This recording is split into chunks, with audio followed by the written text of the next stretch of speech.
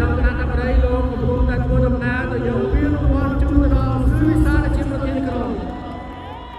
ในสองจุดรวมอบสาโตสำหรับมาจากเชียงใหม่วิววันสำหรับอาเกียมหาสนาประเดี๋ยวในโจฮุนไซน์เลือกที่เราประมูลนำปีวงไปรังปีวงไปรังด้วยอบสาโตและตอนวันและทางเรียนสาย